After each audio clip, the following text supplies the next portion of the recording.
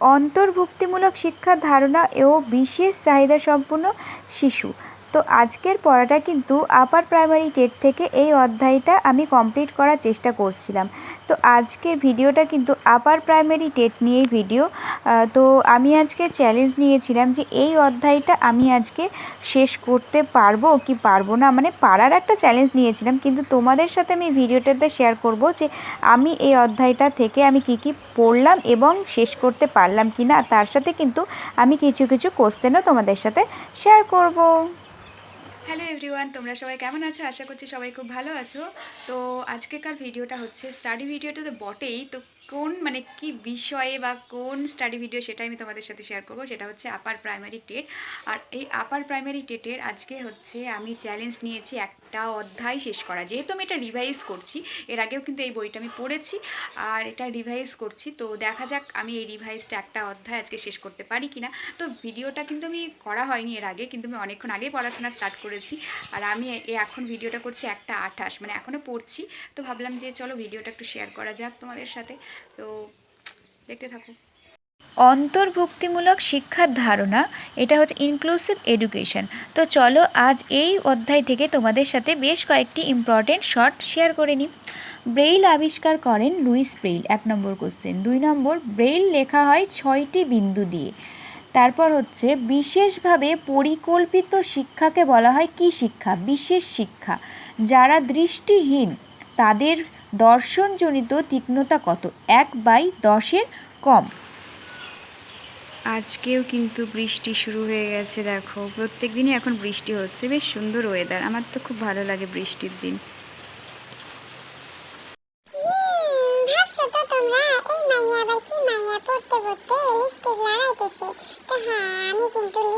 এবং কাজল এই দুটোই কিন্তু লাগাইতে বড্ড ভালোবাসি। তোমরা কিন্তু আমার এতদিনে ভিডিওতে দেখাই বুঝতে পারছো নিশ্চয়ই যে আমি লিপস্টিক এবং কাজল বরাবরই আমি একটু বেশি ভালোবাসি। ছোটবেলায় তো আমাকে নাম ছিল সাজনী, এখনো কিন্তু সাজতে খুবই ভালোবাসি। এখনো আমাকে সবাই বলে যে তুই যে সাজিস, সত্যি সাজিস খুব। আমি সত্যিই সাজতে খুবই ভালোবাসি। এরপর না আমি একটু শর্ট ভিডিও করে নিয়েছিলাম, কারণ সময় তো পাই না। এই পড়ার ফাঁকেই একটু শর্ট ভিডিও বানিয়ে নিয়েছিলাম। তারপর মানে সকাল থেকে না কারেন্টই আসেনি, কি বলবো। এখন কয়েকটা হচ্ছে শর্ট ভিডিও করে নিলাম, আর এখন কারেন্ট এসেছে। সেই সকালবেলা কারেন্ট গেছে আর আমার ফোনের চার্জ একদম শেষ। এখন 2টো বাজছে, এখনও ফোনটা চার্জ দেবো, খাওয়া দাওয়া করতে হবে। আর এখন দেখো 2:15 বাজছে, আমি কিন্তু এখন পড়াশোনা করে উঠে পড়েছি। আর এই যে আমাদের রজনীগন্ধার গাছ দেখো বেরিয়েছে। রজনীগন্ধা ফুল যখন হবে তখন তো অবশ্যই তোমাদের সাথে শেয়ার করব। আর এরপর এই যে আজকে খাওয়া দাওয়া করে তারপরে ঘুমিয়ে গেছিলাম, আর তারপর ঘুম থেকে উঠেও পড়েছি। আমি বলছি এই যে কি সুন্দর বৃষ্টি হচ্ছে, এবারকার বর্ষাকাল মানাচ্ছে, কত সুন্দর। সবসময় জল হচ্ছে বলে বেরোতে পারছে না বলে মন খারাপ নাকি? হ্যাঁ হ্যাঁ হ্যাঁ হ্যাঁ, সবসময় তো জল, বিকেলেও তো জল হচ্ছে, এখনই ঘুম থেকে উঠলাম। এরপর আমি কিন্তু ঘুম থেকে উঠে রেডি হয়ে গেছি। তারপর আমি একটু সন্ধ্যা দিয়ে নিয়েছি। সন্ধ্যা দিয়ে তারপর কিন্তু আমি এখন পড়তে বসবো। আর তোমাদের সাথে আরও কয়েকটা কোশ্চেন শেয়ার করব, কিন্তু বারে বারে মানে ভয়েস চলে আসতে বলে আমাকে। বাজছে হচ্ছে 6:30, আর বাইরে দেখতেই পাচ্ছ কি সুন্দর একটা ওয়েদার, আর বৃষ্টি হচ্ছে। আর এখন কিন্তু আমি বসেছি হচ্ছে পড়তে।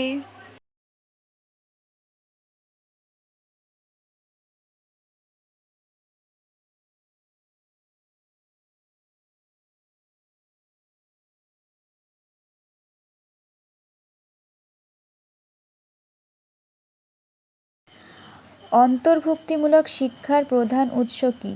সব ধরনের অক্ষমতা সম্পন্ন শিশুদের জন্য শিক্ষার ব্যবস্থা করা। ব্রেইল পদ্ধতি প্রধানত কী? স্পর্শমূলক পদ্ধতি। এটা কিন্তু খুব একটা ইম্পর্টেন্ট কোশ্চেন।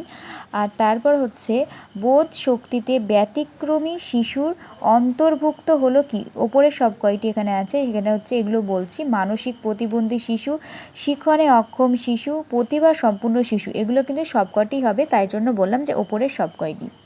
তারপর হচ্ছে ভারতবর্ষে প্রথম বিশেষ বিদ্যালয় স্থাপিত হয় কত সালে? 1887 সালে। আর এরপর কিন্তু আমার কিন্তু পড়া কমপ্লিট হয়ে গেছে, মানে আমি কিন্তু এই অধ্যায়টা শেষ করে ফেলেছি। আর তারপর আমি একটু রিভাইজ দিয়ে নিচ্ছিলাম যেটা পড়লাম। এমনিতেই এটা রিভাইজ পড়া, রিভাইজের পর আমি আবার রিভাইজ দিচ্ছিলাম আর কি, তাহলে জিনিসটা আরেকটু ভালো আয়ত্তে চলে আসবে সেই জন্য। আর একভাবে বসে বসে পড়তে না ভালো লাগে না, ওই জন্য একটু হেঁটে চলে পড়ে নিই, তার যাতে ঘুম না আসে এই জন্য আর কি। তো তারপর আমার কিন্তু এই পড়াটা কমপ্লিট করতে প্রায় 9টা বেজে গেছিলো, মানে 9টা 10 মনে হয় সম্ভবত, হ্যাঁ যাই হোক 9টা 10। তারপরে কিন্তু আমি এদিকে একটু লসাগু গসাগু অঙ্ক করছিলাম, সেটা তোমাদের সাথে আজকে বেশিটা আমি শেয়ার করতে পারিনি। দেখা হচ্ছে নেক্সট ভিডিওতে কিন্তু তোমাদের সাথে অঙ্ক শেয়ার করবো। টাটা।